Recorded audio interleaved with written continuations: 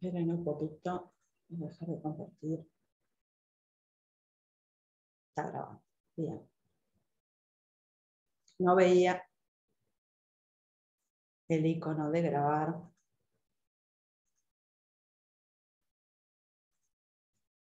Bien. Como les dije hoy, vamos a ver balance de masa y energía, ¿sí? Vamos a ver balance de masa hoy, ¿sí? Y balance de energía lo vamos a ver la clase que viene. Van a ver que son muchos conceptos que vamos a repasar y la mayoría de las cosas que vamos a ver hoy ya las vieron en algún momento, en alguna materia de su carrera.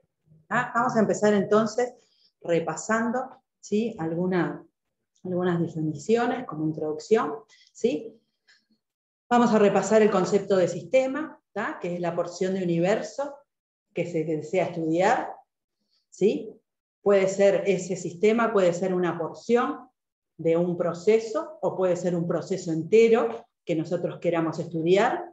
¿Sí? Y ese sistema va a estar encerrado por fronteras que voy a ver si puedo escribir. Es medio difícil escribir con el mouse, pero supónganse, ¿tá? Que yo tengo un fluido, ¿sí? Que está circulando por un caño. Esto es un caño, ¿sí? Y que tengo un pequeño volumen de la masa que circula por ese caño, ¿sí? Que lo tomo como mi sistema.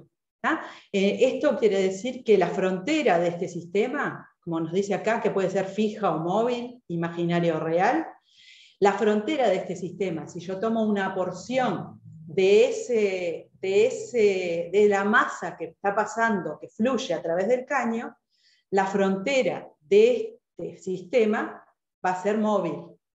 Y la frontera también va a ser imaginaria, porque no hay nada que contenga ese pedacito de masa que está pasando por el caño. Si en cambio yo tomo a todo el caño como el sistema, acá voy a tener una frontera fija, que van a ser las paredes del caño.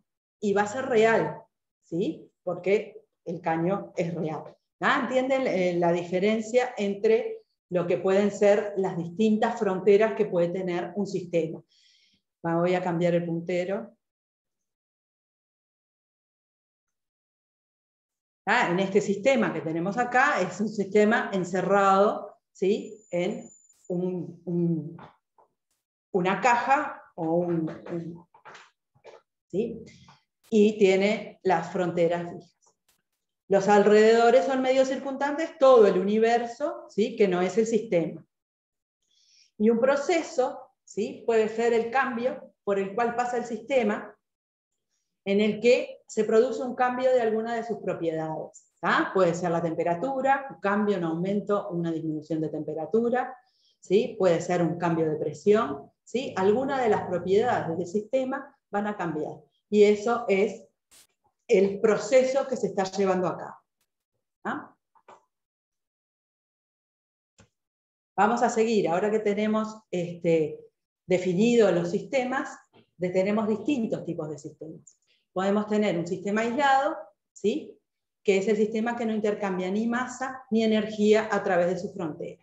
Supónganse que tenemos este sistema, un gas encerrado, ¿sí? En un pistón, ¿sí? Este pistón tiene una aislación, ¿sí? Acá está la frontera del sistema.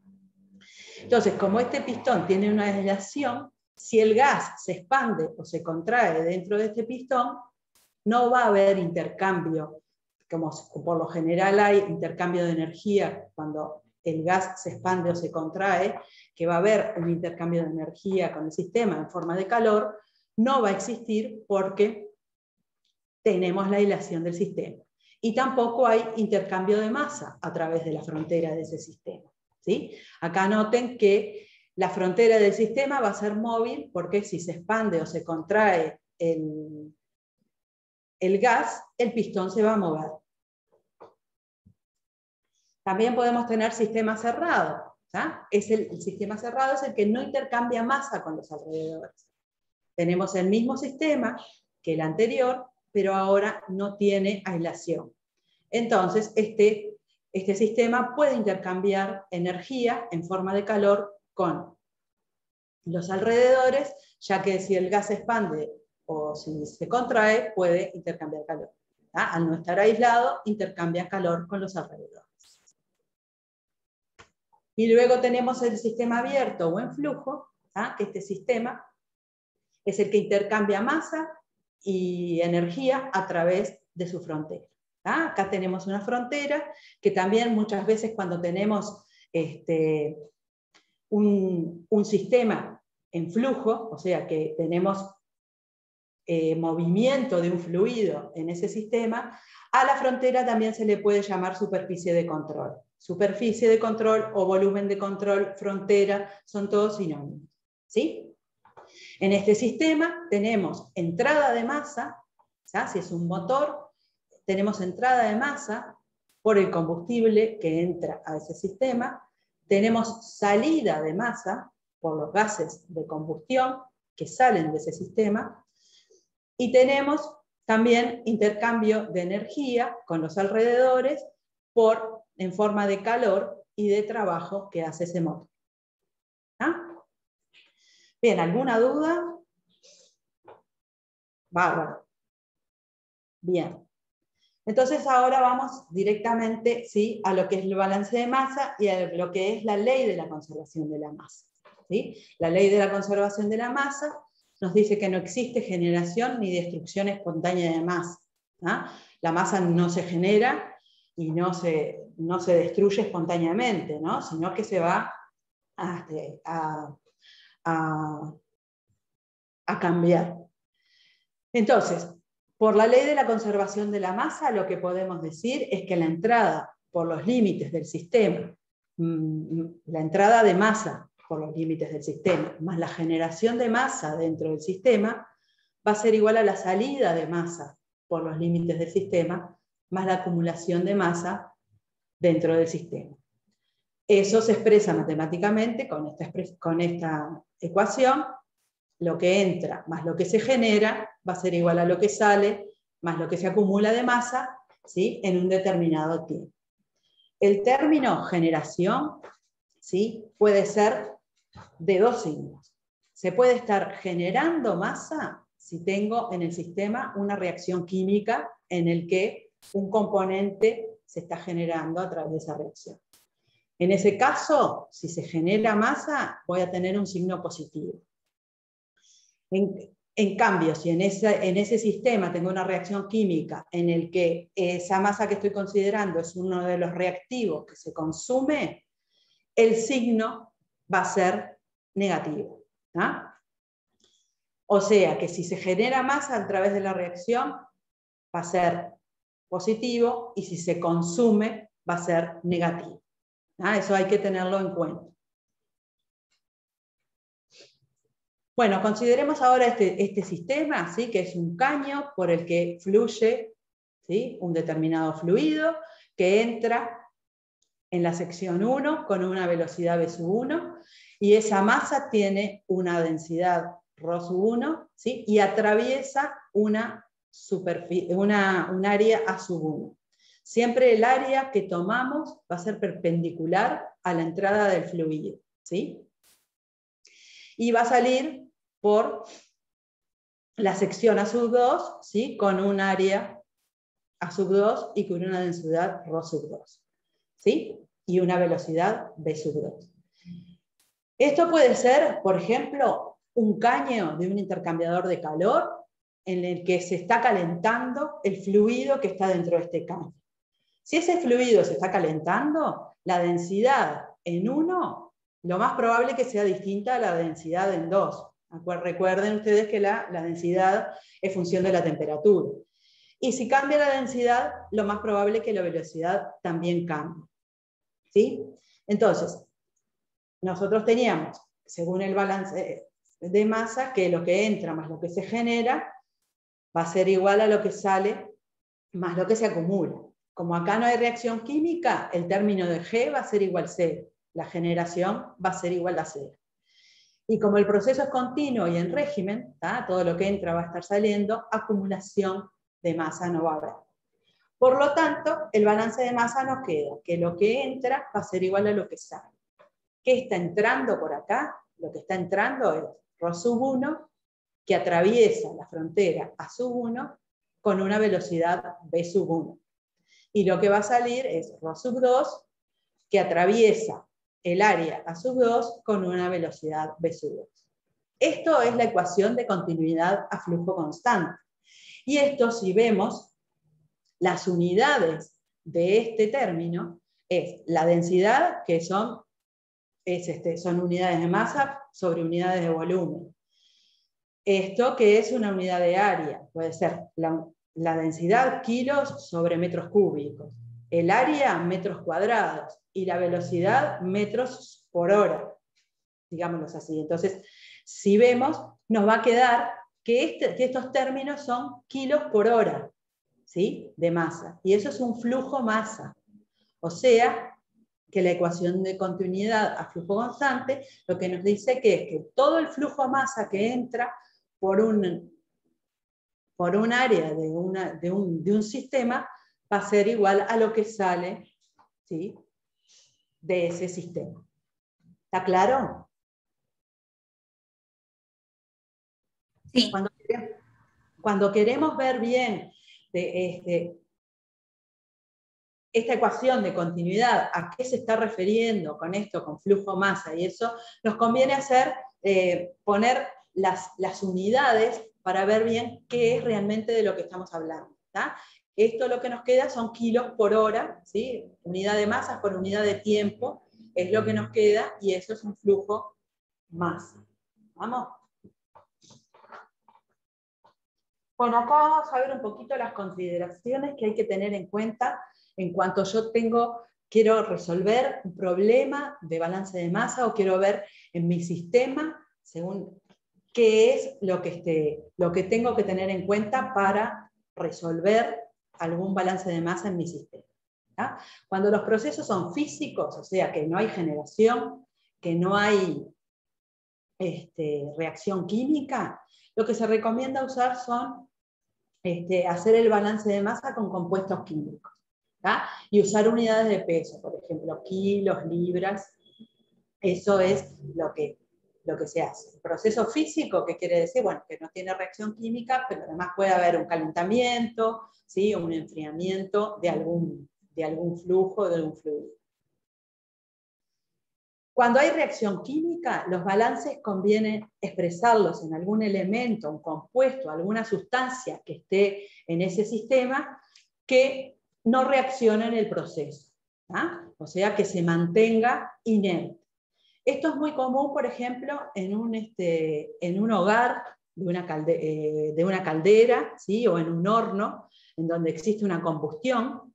Para que la combustión se dé, por ejemplo, necesitamos combustible y oxígeno, ¿sí?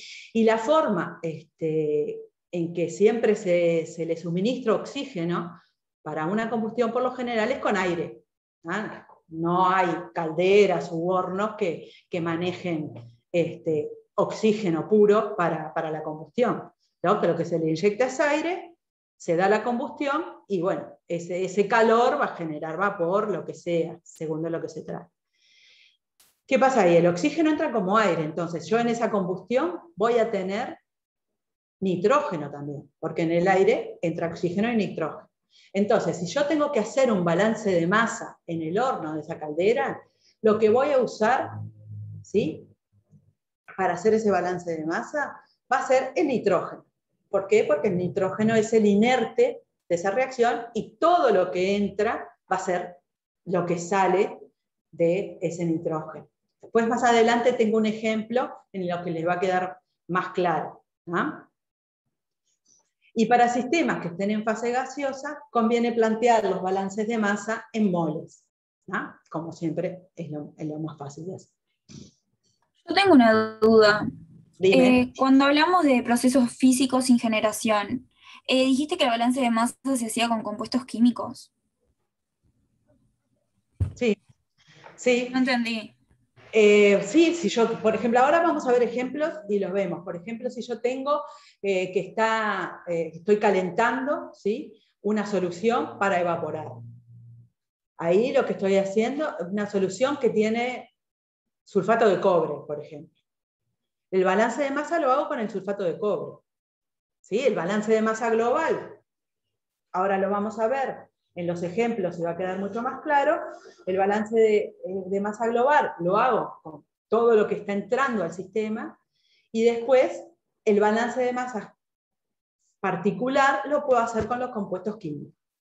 Y vas a ver que cuando yo planteo en un sistema determinado, ahora con los ejemplos va a quedar mucho más claro, un balance de masa global no me van a dar las ecuaciones para poder resolver ese sistema. Entonces lo voy a tener que hacer con algo en particular del sistema que tengo. Y para procesos físicos, que no hay reacción química, lo que uso son los compuestos. No sé si quedó claro. Sí, sí, sí. Ahora con los ejemplos te va a quedar mucho más claro. Por eso estas consideraciones es para tener en cuenta en los ejemplos que ahora vienen. En este primer ejemplo, me voy a agarrar las letras para tenerlas a mano. Este primer ejemplo les dice que una solución de carbonato de sodio al 28% en peso es enviada a un cristalizador donde se le enfría a una temperatura de 15 grados y se le da tiempo suficiente para que se produzca la cristalización. Les pide calcular el volumen de la solución inicial requerida para producir 1000 kilos de cristales, sabiendo que la temperatura de la solución original es de 30 grados y la composición de los cristales es de carbonato de sodio deshidratado. Lo que les conviene, ¿sí?, cuando tenemos un problema, ¿sí?,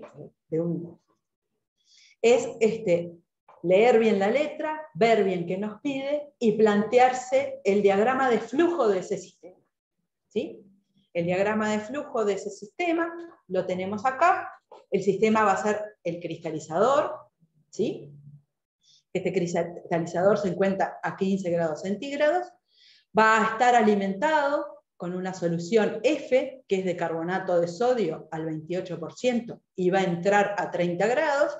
Entra a 30 grados, se encuentra en el cristalizador a 15 grados, disminuye la temperatura y va a cristalizar el carbonato de sodio. De aquí van a salir unos cristales, 1000 kilos de cristales, con una composición que es esta de acá, es carbonato de sodio deshidratado, no es carbonato de sodio puro, ¿sí? Hay que tenerlo en cuenta. Y va a salir una solución de este cristalizador, que son las aguas madres que quedan luego de la cristalización, que esta solución, la particularidad que tiene, que va a ser una solución saturada. Recuerden que cuando nosotros tenemos una solución en la que cristalizan determinados cristales, las aguas madres que van a quedar, va a ser una solución saturada en carbonato de sodio. ¿Estamos de acuerdo? Bien. Entonces, las ecuaciones que tenemos que plantear es el balance de masa global. ¿Sí? ¿Se acuerdan? Lo que entra más lo que se genera es igual a lo que sale más lo que se acumula. En este caso no hay generación porque no hay reacción química. Entonces este término va a ser cero. Acumulación no hay tampoco. ¿Sí? Entonces el término de acumulación va a ser también cero. Entonces, el balance de masa global para este cristalizador queda, lo que entra, que es F, va a ser igual a S, que es lo que sale, la solución saturada que sale de este cristalizador, más C, que son los kilos de cristales. ¿Sí? Cuando hacemos este balance de masa global, ¿sí?, sustituimos la C, lo tenemos, y nos queda F igual a S más C. Tenemos, con este balance de masa global, una ecuación con dos incógnitas. Entonces necesitamos el balance de masa con algo más. Y es aquí que viene el balance de masa en carbonato de sodio. En el compuesto químico de ese sistema. Entonces, el balance de masa en carbonato de sodio va a ser F, que es lo que entra, ¿sí? El flujo que entra, ¿sí? En la corriente F por XF, que X es la fracción en peso del compuesto en cada corriente. Y esto va a ser igual por 1000, ¿sí? Que es C, por la fracción en peso del carbonato de sodio en C, más S por la fracción en peso del carbonato de sodio en S. ¿Ah? ¿Estamos de acuerdo? Bien. Entonces, ahora los datos que tenemos son los pesos fórmula, sí, del carbonato de sodio puro y del carbonato de sodio deshidratado, ¿sí? Que estos datos son los que vamos a necesitar para sacar las fracciones en peso de del carbonato de sodio en las distintas corrientes que entran y salen de ese sistema, la densidad de la solución, ¿sí? Que es 1,303 kilos por litro, ¿no? Que es lo mismo que gramos por mililitros, y la solubilidad del carbonato de sodio. Todos estos datos están sacados de un handbook, ¿sí? Que es el Perry Quinto.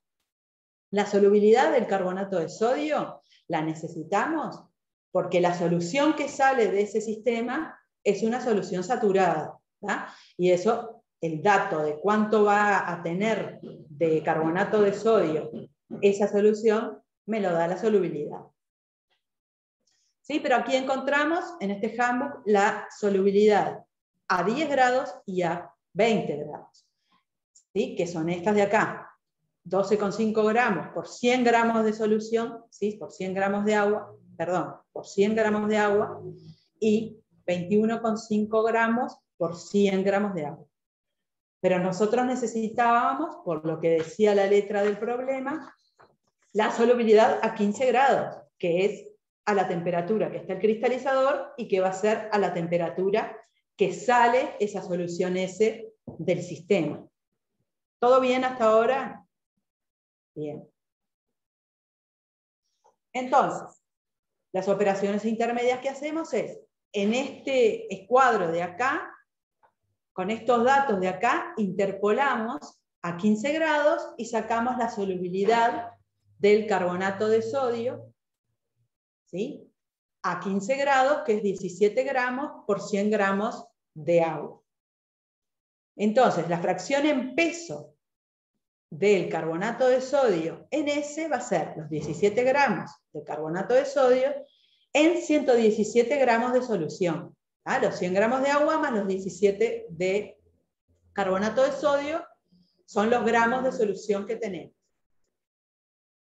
Entonces, el XS, el porcentaje en peso del carbonato de sodio en S, va a ser 0,145 kilos de carbonato de sodio por kilos de solución. Bien. El porcentaje en peso de el carbonato de sodio en C, que si se acuerdan, C eran los cristales que salían de ese cristalizador, ¿sí? Volvemos un poquito para atrás, C es esto, son 1000 kilos de cristales de carbonato de sodio deshidratado, ¿sí? Entonces va a ser la relación de los pesos fórmulas del carbonato de sodio puro sobre el carbonato de sodio deshidratado. ¿Sí? Es la cantidad realmente que tengo de carbonato de sodio en esos cristales que salen, ¿tá? Que es 106 sobre 286, y eso me da 0,37 kilos de carbonato de sodio puros por kilo de carbonato de sodio deshidratado. ¿Ah? ¿Hasta ahora todo bien? Bien. ¿Ah? Esas son las operaciones intermedias que hacíamos. Y la fracción molar, la fracción en peso, perdón, de la corriente F es lo que nos dan, que era la solución de carbonato de sodio que entraba al cristalizador con un 28% en peso, ¿tá? Es ese 0,28. Entonces, con todos esos datos que tenemos, los sustituimos en las ecuaciones, ¿sí? Y haciendo las cuentas, vamos a ver que F nos da 1670 kilos y S 670. taquitos. Como nos pedían el volumen de solución de carbonato de sodio al 28% que necesitamos, con la densidad que habíamos sacado de un handbook, hacemos las cuentas y sacamos el volumen, y ese volumen nos da 1.282 litros de solución de carbonato de sodio al 28% a 30 grados, que debo ingresar en ese cristalizador para poder obtener los 1.000 kilos de cristales de carbonato de sodio decahidratado. ¿Ah? ¿Alguna duda de este? Y ahí tú pusiste que S, ¿no? Es igual a S menos 1.000, porque tiene que ser 1.000 son los cristales que salieron y F o sea, F es lo inicial. Entonces Esto es S. ¿Por qué S es que es una solución saturada? Porque la letra como tal, por eso me quedo ahí resonando. Porque no, claro, porque siempre pasa que cuando tú tienes una solución y cristaliza, las aguas madres que te quedan, claro. siempre es una solución saturada. Está. Acá la cristalización se da por una disminución de temperatura. Vos tenés que la solución entra a 30 grados, se enfría a 15 grados y se separan los cristales. Como haces en cualquier cristalización. Sí, sí. Tenés una solución a una determinada temperatura, saturada, enfría, aparecen los cristales, y esa solución que queda siempre va a ser saturada. A no ser que tengas un equilibrio metastable raro, pero después que se separan los cristales, la solución siempre queda saturada. Por eso podemos sacar los datos de solubilidad. ¿Tá? ¿Tá? Y esto es ese.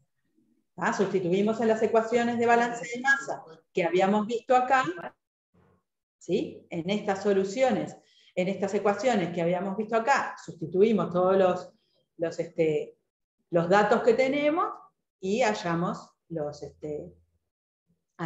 el volumen, que era lo que necesitábamos. ¿Quedó claro? Sí, sí, ahora sí quedó claro, gracias. No, de nada. Bien. Una pregunta, viste que era 28%, entonces dijimos que era 0,28. Sí. La unidad de eso es kilogramos del carbonato de sodio cada tantos kilogramos de la solución. ¿Cuál es la unidad de esa?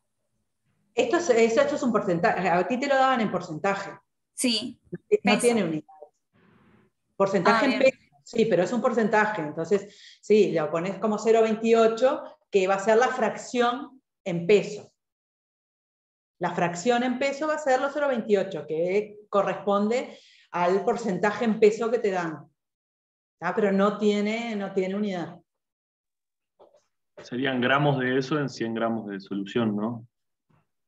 Digamos, o sea, se cancelan los gramos, pero... Sí, claro. Sí, sí, es lo que tenemos de sulfato es lo que tenemos de carbonato de sodio en la solución. Sí, serían los gramos por gramo de solución. Gramos de carbonato por gramos de solución. No te va a quedar con una unidad, o kilos por kilo. Pero por eso no te queda una unidad. Y lo que sacamos son los kilos de cada una de las corrientes que entran y salen del cristalizador. ¿Sí? Bien. Entonces vamos a pasar al segundo ejemplo. ¿Sí?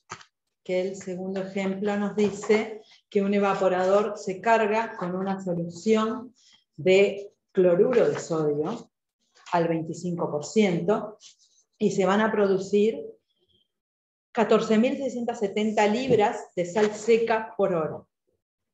La sal formada retiene un 20% con respecto a su peso de la salmuera. Y esa salmuera tiene un 26,9% de sal, de cloruro de sodio, ¿no? ¿Cuántas libras de solución se cargan al evaporador por cada hora? ¿Sí? Una cosa que no sé si la dejé clara en el ejemplo anterior, es que nosotros leemos la letra y si nos dan el diagrama de flujo del sistema, no tenemos problema. Pero si no nos dan el diagrama de flujo del sistema, lo mejor es hacerlo. para visualizar bien cómo es el asunto. En este caso lo dan, ¿sí? Y es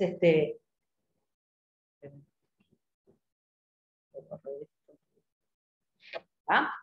Y este es el diagrama de flujo, ¿sí? de todo el proceso.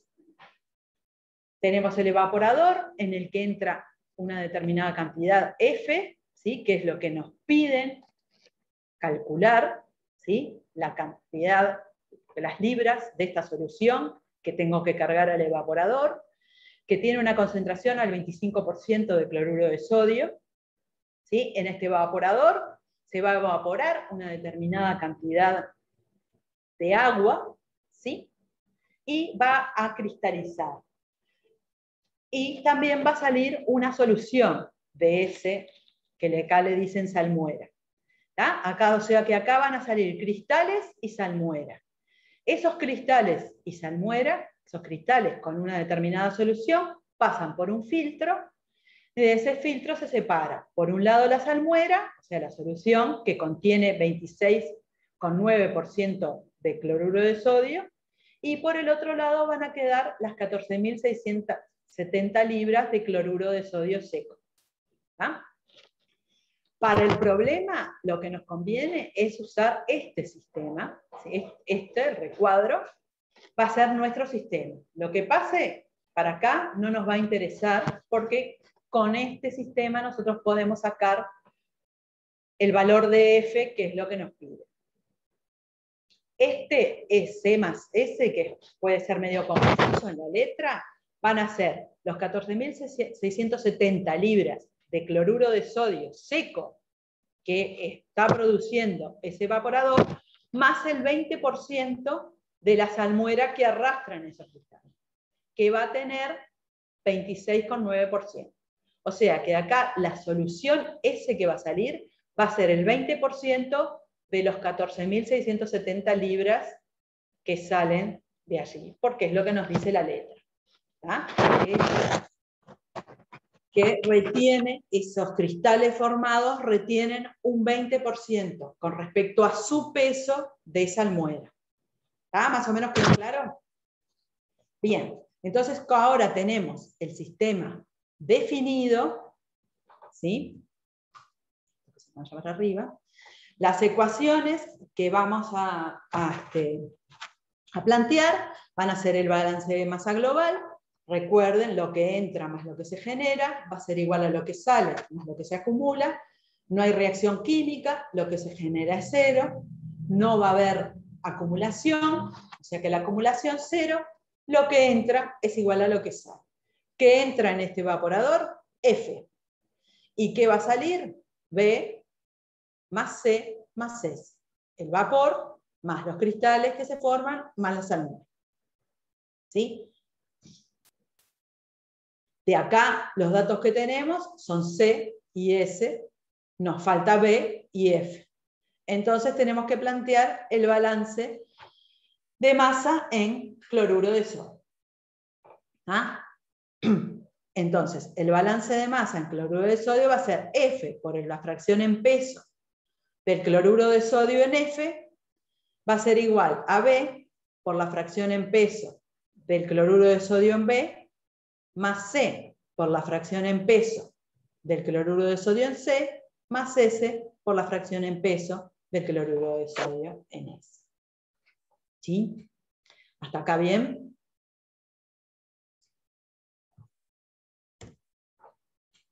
Bueno, los datos que tenemos son que C, lo que les decía, eran las 14.670 libras que nos dice la letra que se produce.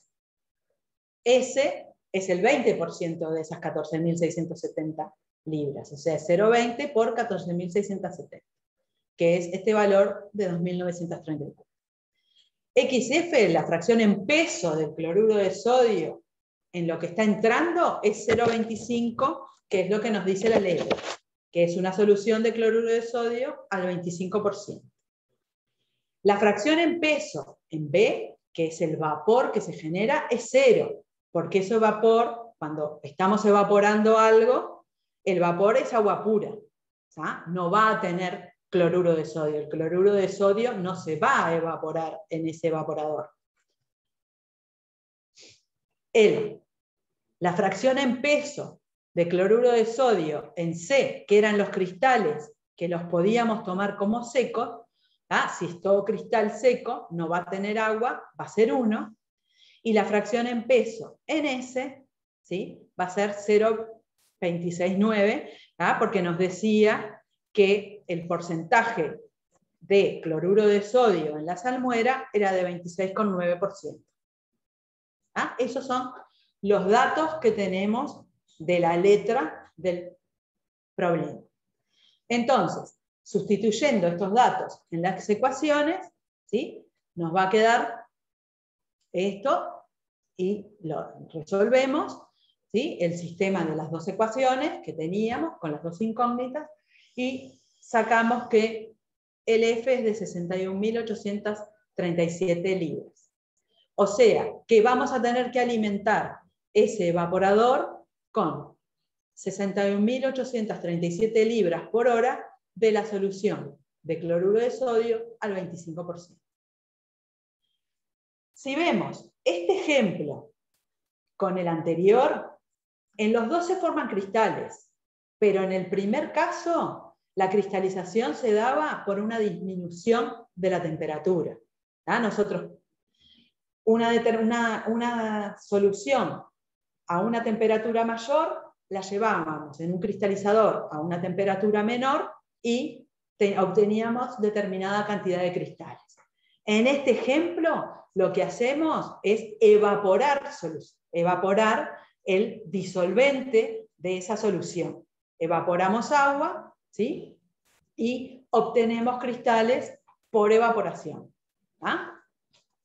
¿Estamos de acuerdo? ¿Todo bien hasta ahora? Sí, todo bien. Todo bien. Bueno, muy bien. Entonces seguimos.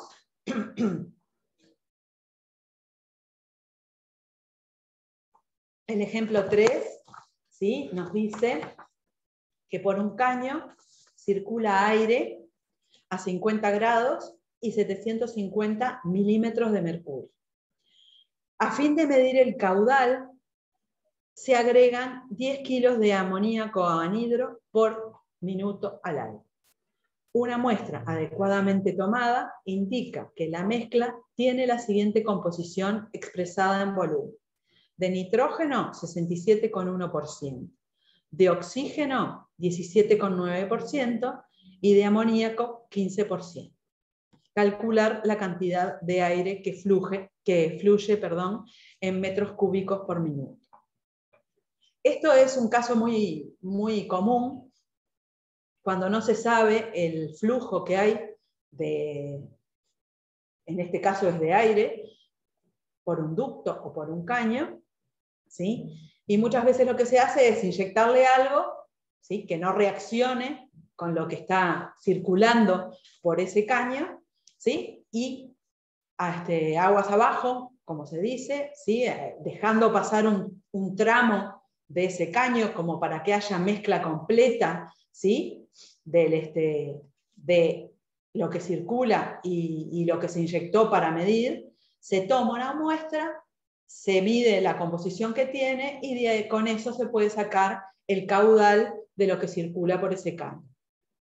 Por eso acá cuando les dice una muestra adecuadamente tomada, lo que dicen es que dejan pasar un determinado tramo de caño en donde se mezclan perfectamente lo que circula y lo que se le inyectó, para que la muestra sea representativa realmente de lo que está ocurriendo en ese caño. Si yo tomo inmediatamente, después de que inyecté, en este caso, el amoníaco, la composición no va a ser, no puede llegar a no ser constante en ese tramo del caño.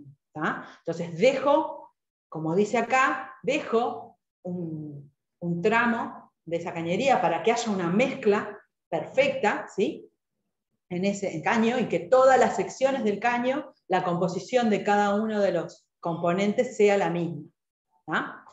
En este caso, como son gases, lo que estamos tratando, vamos a, como nos decía una de las consideraciones, la tercera de las consideraciones que vimos, vamos a tomarlo en moles, en este caso en kilomoles, para que sea más fácil trabajar, ya que son gases.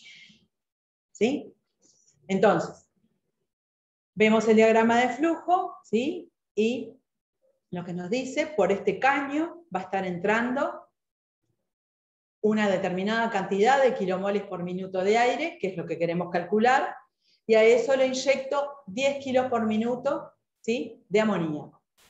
Después que se da la mezcla perfecta, a la salida voy a tener N' kilomoles por minuto de la mezcla de el aire con el amoníaco. ¿Sí? Acá lo mismo. Entra más lo que se genera, va a ser igual a lo que sale, más no tenemos reacción química, ¿sí? Entonces la generación va a ser 0, no tenemos acumulación, así que la acumulación va a ser 0. Entonces, el balance de masa global, que lo vamos a plantear en kilomoles, va a ser lo que entra, que van a ser los N kilomoles de aire, más el amoníaco que entra, que son los 10 kilos sobre el peso fórmula del amoníaco, así me dan kilomoles, kilos sobre el peso fórmula, me van a dar los kilomoles de amoníaco que entran a ese sistema, va a ser igual a N', que son los kilomoles por minuto que salen de la mezcla de ese sistema. Tenemos dos incógnitas, tenemos que plantearnos el balance de masa en amoníaco, también en kilomoles.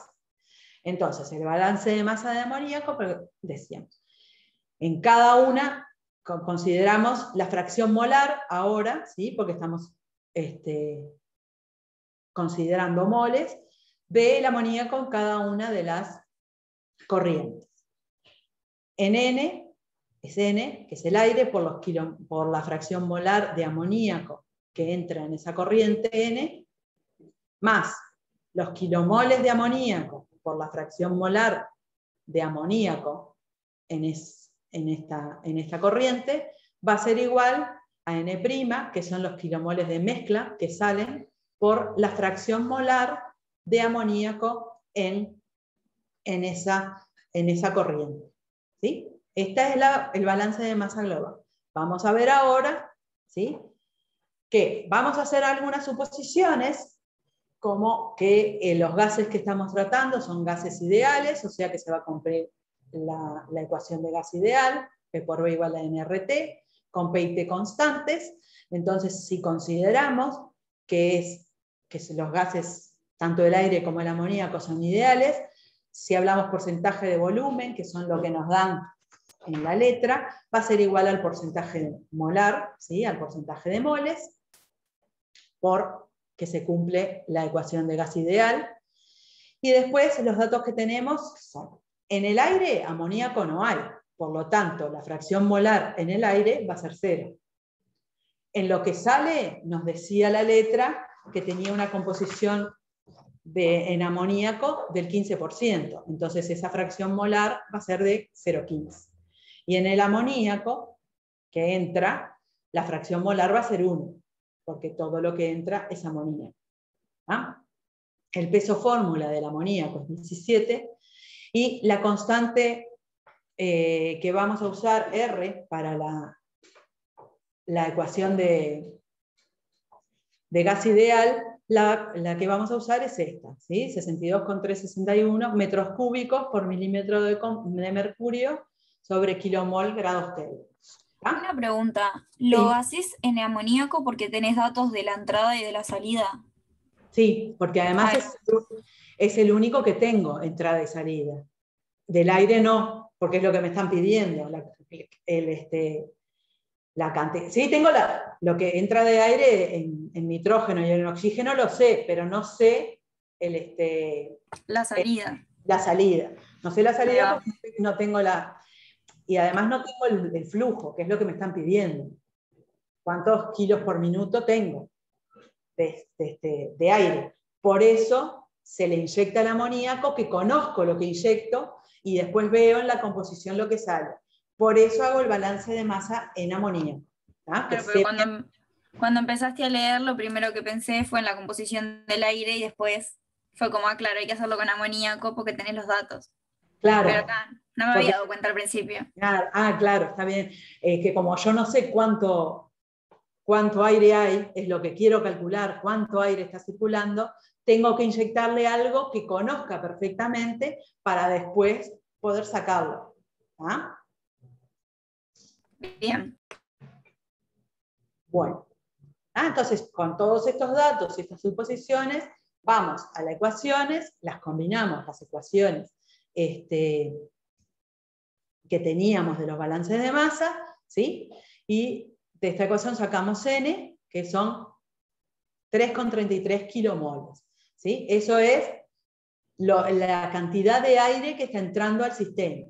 Como me pedían el volumen, ¿sí? Que me pedían el caudal más bien, la cantidad de aire que fluye por minuto de ese aire, con la ecuación de gas ideal, ¿sí? P por B igual a NRT, despejo el volumen y saco que es 89,5 metros cúbicos.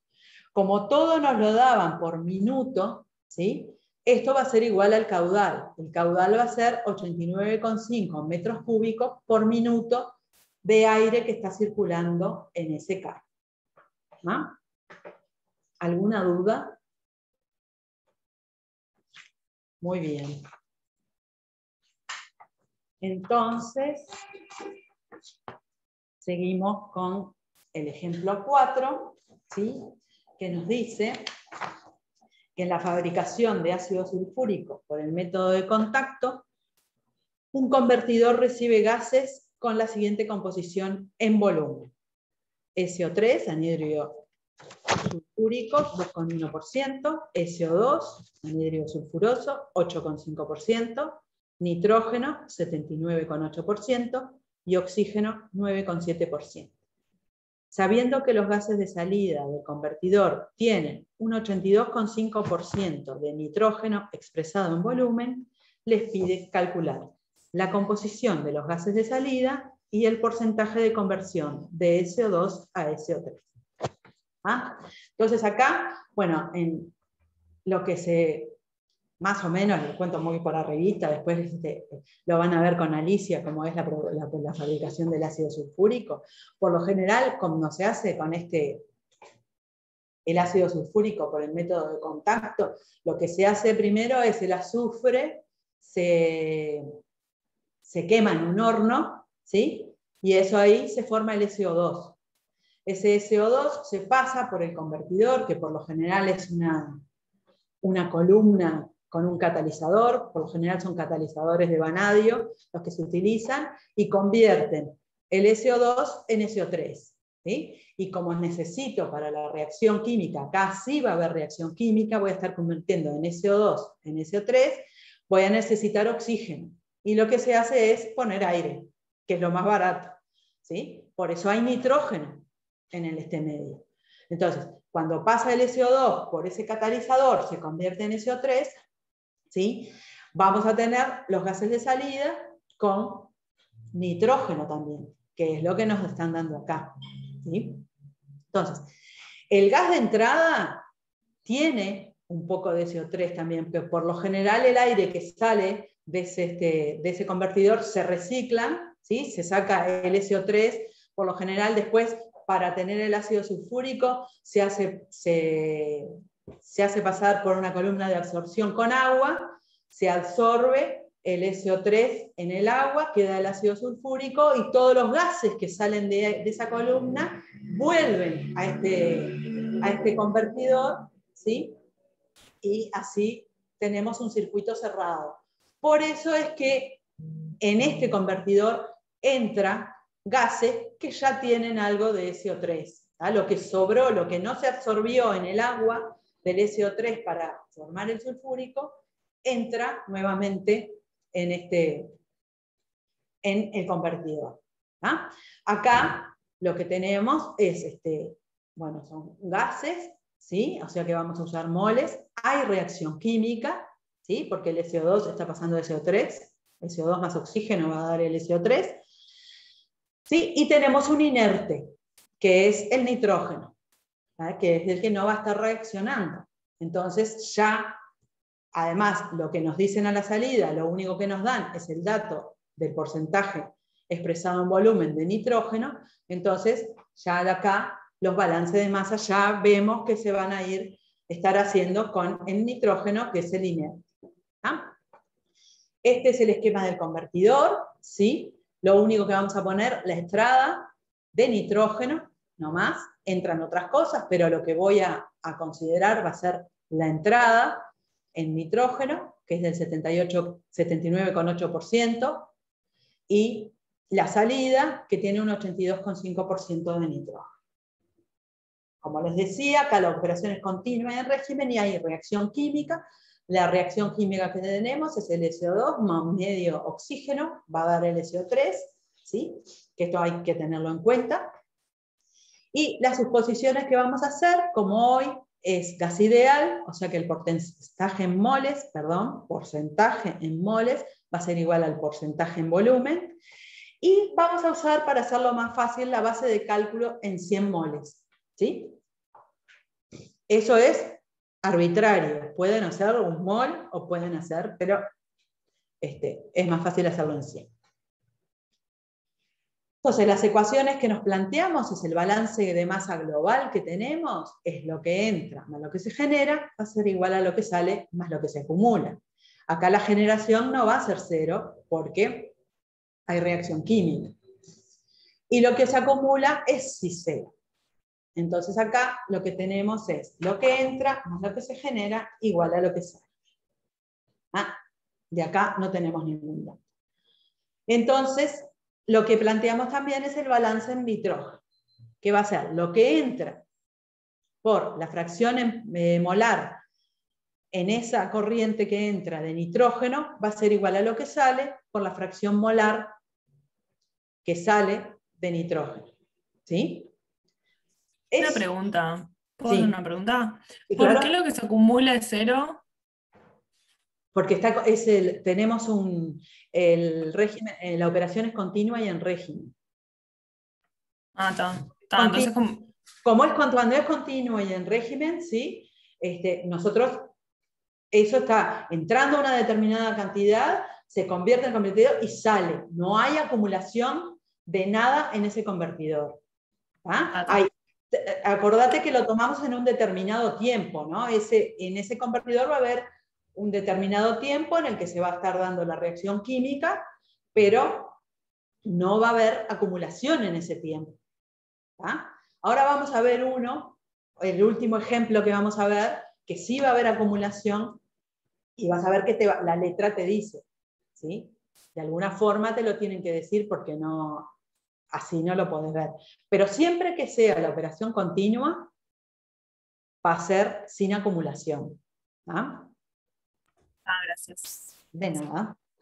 Entonces, habíamos quedado acá en el balance en nitrógeno, o sea que lo que entra de nitrógeno, la fracción, ¿sí? Como dijimos que lo íbamos a hacer en base a 100 moles, ¿sí? Lo que entre 100 por la fracción molar del nitrógeno va a ser igual a lo que sale, la fracción molar que sale de nitrógeno es 0,825, que era lo que nos dice la letra, por los moles de salida, por esos 100 moles que habían entrado.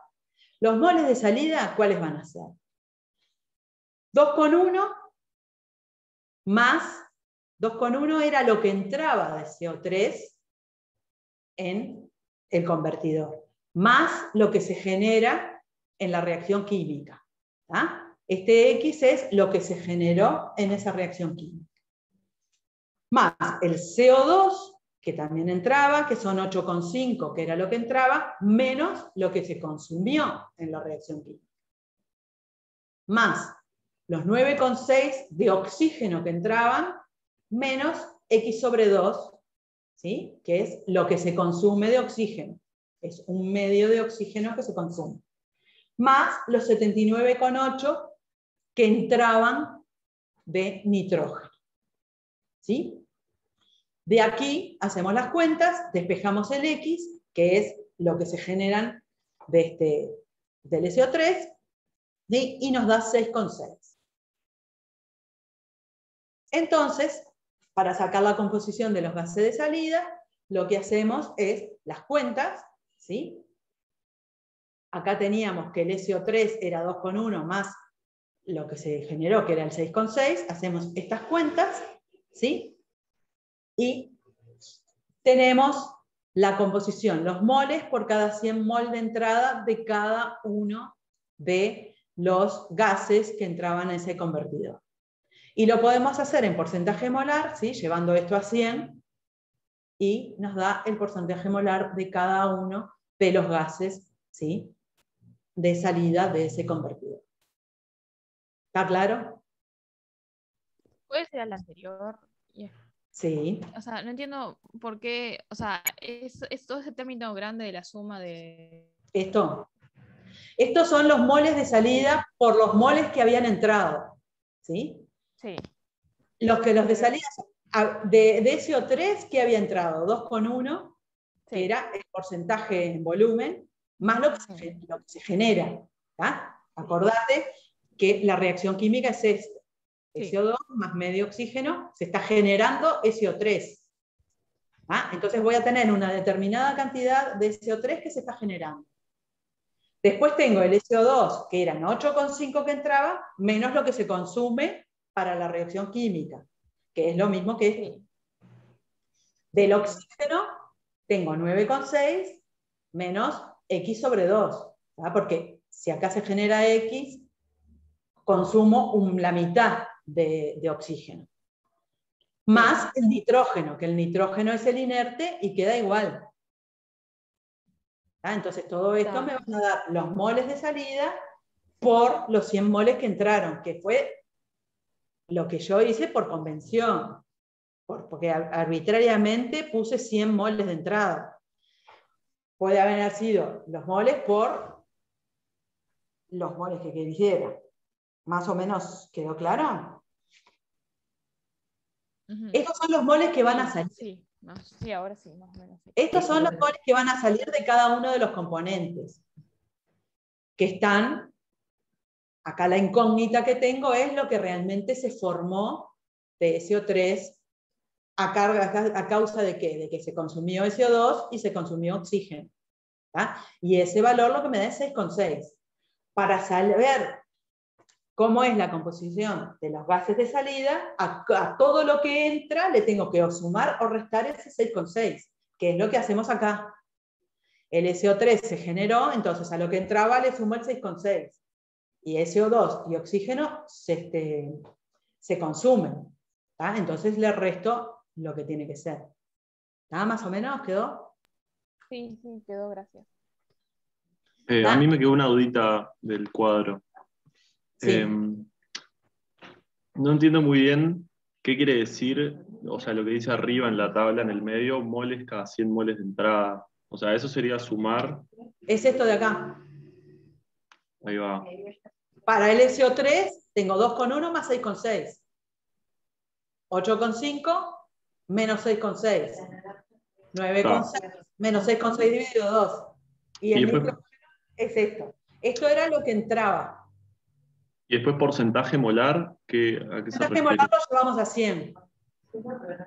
Ah, ok, está. Claro, porque esto no te sumaba, lo que salía no te sumaba a 100. Llevarlo a 100, ¿tá? Y tener el porcentaje de cada una de las cosas es esto. Tenés que llevar la suma a 100, es una regla de 3, ¿no? Sí, perfecto, gracias. Bien, y después también nos pedía el porcentaje de conversión de SO2 a SO3. Que el porcentaje de conversión va a ser los moles que se transformaron sobre los moles de entrada. ¿Cuáles eran los moles de SO2 que se transformaron? Este 6,6. ¿Ah? ¿Se acuerdan? Que es lo que sacamos de esta ecuación. Y los moles de entrada eran 8,5. 6,6 sobre 8,5% nos da el porcentaje de conversión de SO2 en SO3, ¿tá? Que es 77,6%. ¿Sí? Bien. ¿Alguna otra duda?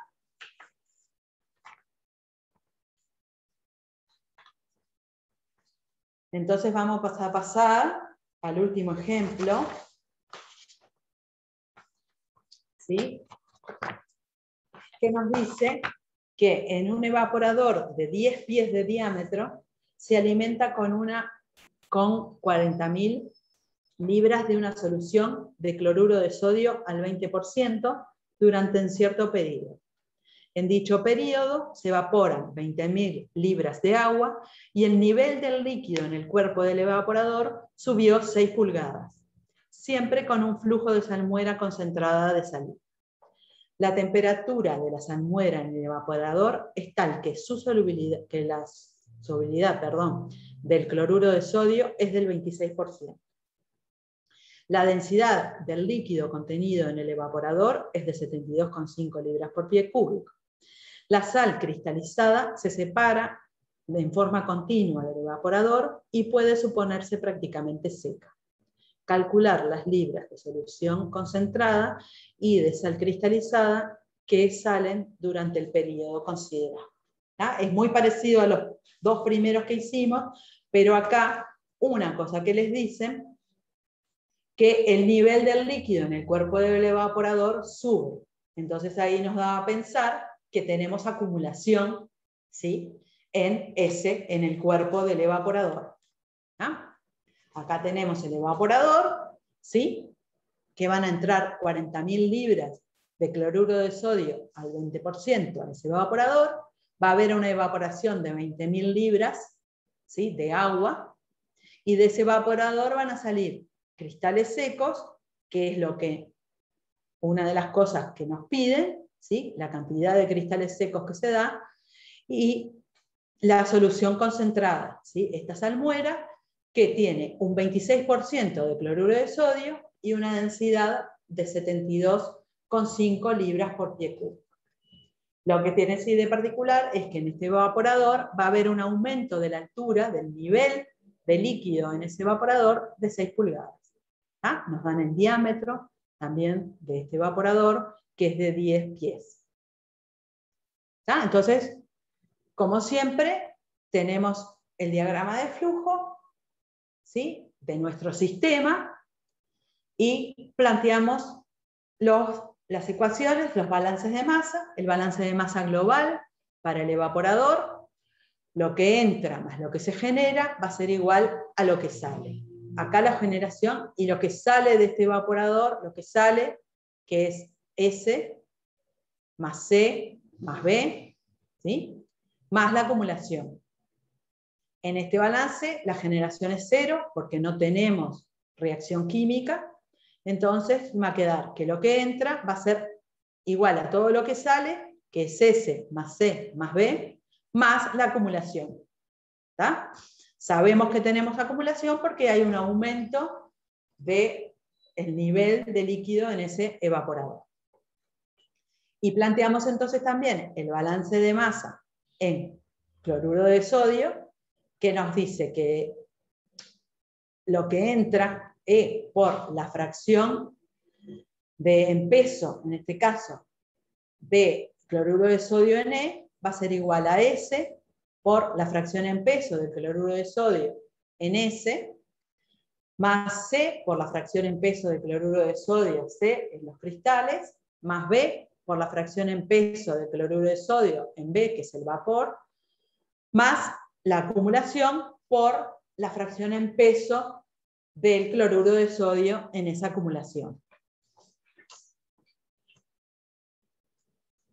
Los datos que tenemos, por un lado, son las fracciones en peso, ¿sí?, de E, que era 0,20, que es lo que nos dice la letra, en S, ¿sí?, que es en la solución que va a salir, ¿sí?, la salmuera que va a salir del evaporador, va a ser también igual a la fracción en peso de la acumulación, ¿sí?, que va a ser igual también la solubilidad que tenemos de la solución en el evaporador, va a ser 0,26, que es dato del problema. La fracción en peso del cloruro de sodio en los cristales es 1, porque nos dicen que los podemos considerar secos, y la fracción de cloruro de sodio en el vapor es 0. ¿tá? Lo único que evapora es agua. También tenemos, ¿sí?, E, que es lo que entra al evaporador, que son 40.000 libras. Lo que se evapora son 20.000 libras, y la densidad de la solución en el evaporador es 72,5 libras por pie cúbico. ¿Ah? Las operaciones intermedias que tenemos que hacer es saber qué masa tenemos en la acumulación. Y para eso lo que tenemos que calcular es el volumen acumulado. ¿Ah? Yo tengo la altura, ¿sí?, de lo que, esta altura tengo, de lo que sube el nivel en el evaporador de ese líquido. Entonces, con esa altura puedo calcular el volumen, pi r por altura. El pi por r cuadrado por altura me da el volumen que tengo de acumulación en ese evaporador. ¿Tá? Pi por, eran 10 pies el diámetro del evaporador, ¿tá? 5 a la mitad, por 6, que eran pulgadas. ¿Tá? Lo multiplico por este factor para pasarlo a pies. ¿Tá? 6 por esto me da en pies. Acuérdense que esto lo tengo en pulgadas. Por 0,083 esto lo paso en pies, y el volumen me da 39,1 pies cúbicos. ¿Sí? Pero como yo necesito las libras de la masa que tengo de esa acumulación, ¿sí?, con la densidad puedo sacar la masa de esa acumulación. ¿Sí? Y me dan 2.835 libras. ¿Estamos de acuerdo? ¿Alguna duda? Todo Bien. bien. Bárbaro. Bien. Entonces, con todos estos datos y con las ecuaciones de balance que teníamos acá, ¿sí?, las sustituimos en esas ecuaciones y combinándolas sacamos que S, que es la solución concentrada en ese evaporador, son 13.381 libras, y la cantidad de cristales que se forman son 3.784 libras. ¿Alguna duda? Bueno, muy bien. Vamos a ir dejando por acá porque ya empezaría balance de energía, y para no atomizarlos demasiado con fórmulas y con problemas, ¿ah? Vamos a ir dejando por aquí. ¿Dudas que tengan?